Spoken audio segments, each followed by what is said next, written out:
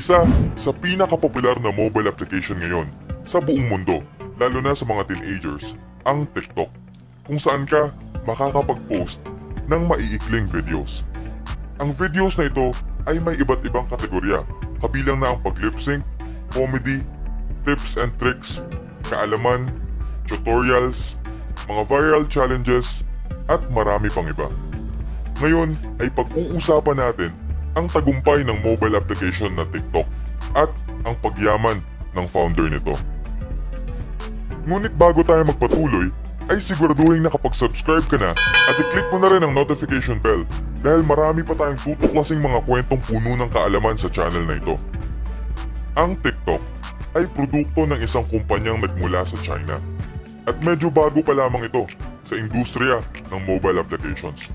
Pagmamay-ari ito ng kumpanyang ByteDance na isang Chinese tech company na nagpapatakbo ng marami pang social networking applications. Ang ByteDance ay pinamamahalaan ng Chief Executive Officer nito na si Zhang Yiming, na siya ring nagtatag ng kumpanyang ito noong 2012. Ang pangalan ni Zhang ay hindi matunog sa labas ng China, pero ang 35 taong gulang na CEO na ito ay isang software engineer. Si Zhang ay ipinanganak sa Fujian Province, China, kung saan din ipinanganak ang ilang mga bilyonaryo sa Pilipinas kagaya ni Lucio Tan Sr. ng Philippine Airlines, Andrew Tan ng Megaworld Corporation at Tony Tan Cakchong ng Jollibee.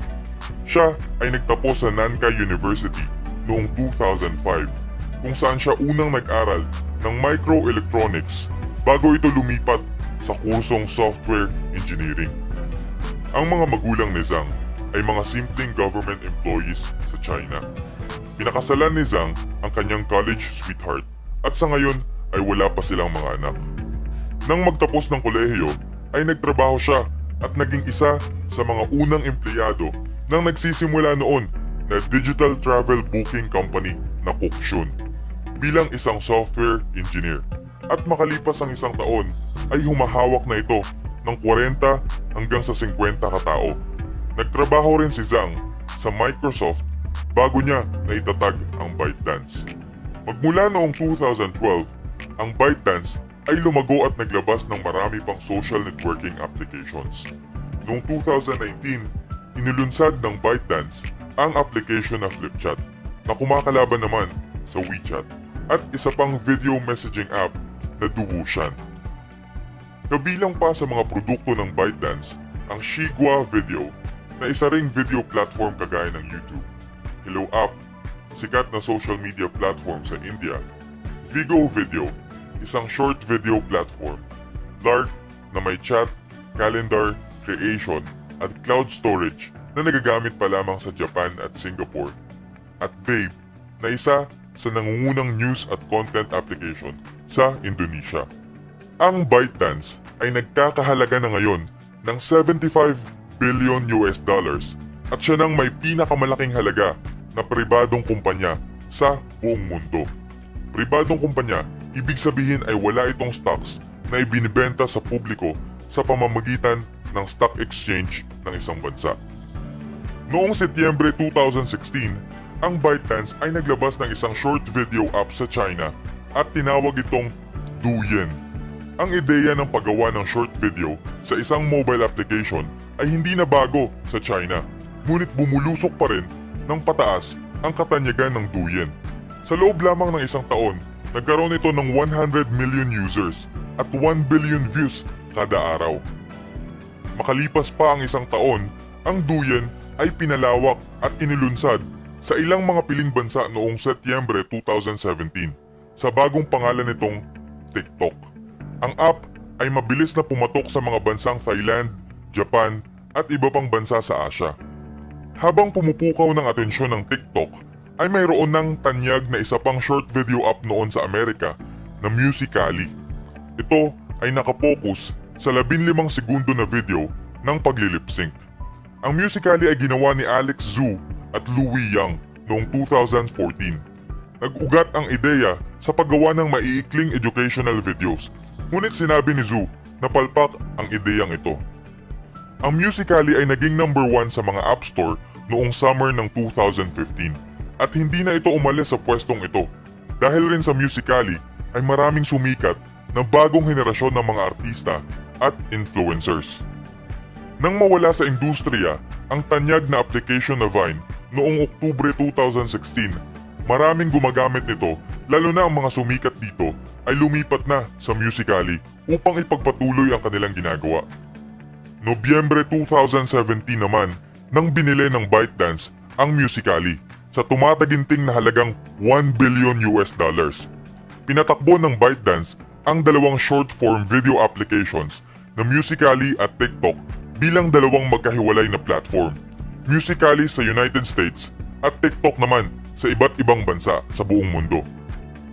Makalipas lamang ang ilang buwan, Agosto 2018, inanunsyo ng ByteDance ang pagsasanib ng Musical.ly at TikTok at pananatilihin na lamang ang pangalang TikTok.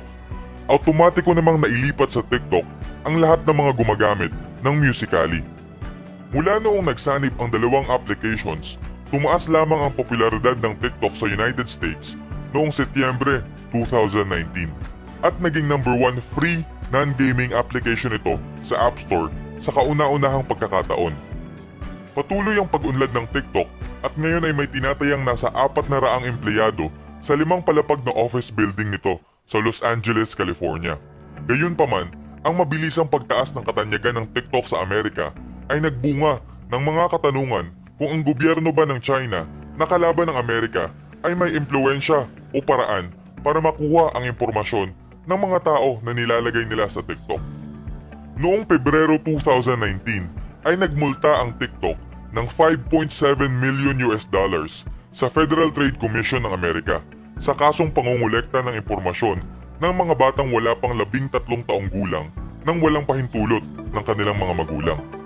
Sa kabila niyan, ay patuloy pang bumulusok ang katanyagan ng TikTok hindi lamang sa United States kundi sa buong mundo, kagaya na lamang ng mga bansang India at United Kingdom.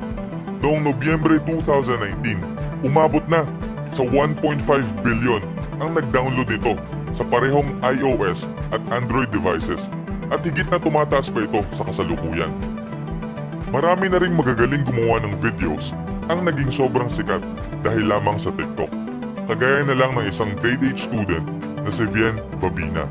Sa ngayon ay mayroon na siyang halos 5 milyong followers sa mobile application na ito at nagsisimula na rin sa kanyang YouTube channel.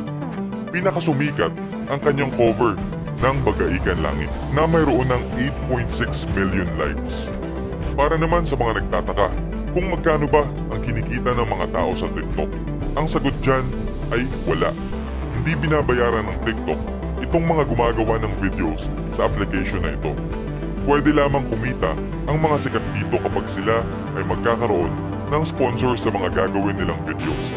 Kaya naman marami sa mga sumisikat dito ang gumagawa ng kani-kanilang mga YouTube channels para samantalahin ang kasikatan at doon ay kumita sa paggawa ng videos. Marso 2018, nang unang idineklara ng Forbes magazine si Zhang Yiming na bilyonaryo sa kabuuang pag-aari na tinatayang nasa $4 billion. Sa ngayon, si Zhang ay mayroon ng $16.2 billion na kabuuang ari-arian ayon yan sa Forbes magazine at ika-13 sa pinakamayayamang tao sa bansang China.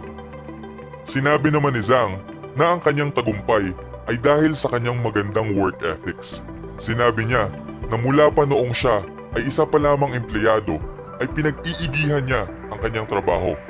Mapamaliit man o malaki at may nakatingin man o wala. Bilang boss naman ay sinisiguro niyang pinakikinggan niya lahat ng reklamo at suhestyon ng kanyang mga tao, lalo na kapag may mga problema.